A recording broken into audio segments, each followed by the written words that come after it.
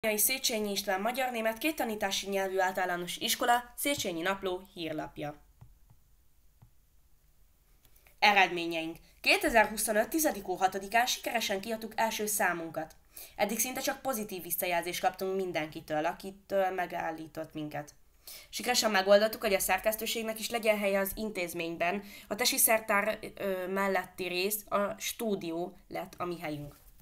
Sikeresen létrehoztuk címerünket, ami a jobb alsó sarokban látható.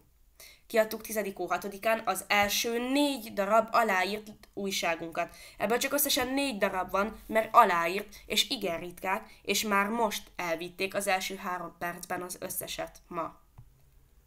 10. 6-án. Csapatunk. Összesen 5 dolgozunk a szerkesztőségben, de így is nagy dolgokra vagyunk képesek. Csapatunk kedves, segítőkész és megbízható, így bármikor keresheted a nap folyamán. Csapatunk egy szerkesztővel, egy főszerkesztővel, 2 helyettessel, egy fotóssal és egy anyaggyűjtővel rendelkezik. A tanárok is besegítenek, ugyanis az első számban besegített nekünk Márkiné Gácsi Mónika tanárnő és Faragó Lívia tanárnő. Valamint Faragó Lívia tanárnő segített nekünk az intézményben, a nyomtatásban is. Csapatunk hozta létre az iskola legelső újságját. Összetartó a mi csapatunk. Ha egy új ember csatlakozik. Embereket nem veszünk fel mi, csak ha valaki felmond, vagy ha mi küldjük el, ugyanis erre is van esély. Az új embereknek segítünk és biztatjuk őket, hogy igenis meg tudják csinálni. Jár nekik természetesen egy hét próbahét, hogy megnézzük, hogyan dolgozzanak.